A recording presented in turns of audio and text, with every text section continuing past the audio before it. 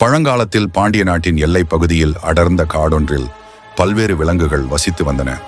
ஆனால் அவற்றில் சரபம் என்ற உயிரினமும் இருந்தது. இது ஒரு பாதி சிங்கமும் பாதி கழுகுமாக கூடிய அதிசய உருவம் கொண்ட ஒரு மிருகம். அந்த காட்டின் அருகில் வேழம்பதி என்ற கிராமம் இருந்தது. கிராம மக்கள் தொடர்ந்து காணாமல் போவதை அறிந்து ஒரு நாள் வீரமோகன் என்ற வீரர் இந்த மர்மத்தை தீர்க்க முனைந்தார். கிராமத்தை தன்னுடைய குடும்பம் போல கருதும் வீரமோகன் தன் தோழர்களுடன் அந்த காட்டுக்குள் சென்று விசாரணை செய்ய தொடங்கினான். பல மணி நேர தேடலுக்கு பிறகு அடர்ந்த மரங்களுக்கு நடுவே ஒரு பெரிய குகையை கண்டார்கள். அந்த குகையின் அருகே நெருப்பின் பசுமை ஒளியில் மின்னும் 2 கண்கள். அது வேறு எதுவும் அல்ல, சரபம். அதன் கொடூரமான உருவமும் கண்களில் எரியும் தீயும் வீரமோகனை அச்சுறுத்தவில்லை. அவர் தனது வாளை கையில் பிடித்து வில்வித்தை எய்ய தயாரானான். அவனது துணிச்சலை கண்டு சரபம் பேசத் தொடங்கியது.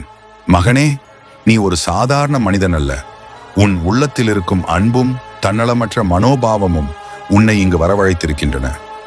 நான் ஒரு சாபத்தால் இந்த உருவம் பெற்றுள்ளேன். எங்கு வரை மனிதர்கள் கோபத்திற்கும் பேராசைக்கும் அடிமையாயிருப்பார்களோ அங்கு நான் ஒரு வெறியுள்ள வேடிக்கையாகவே விலங்காக தோன்றுவேன்.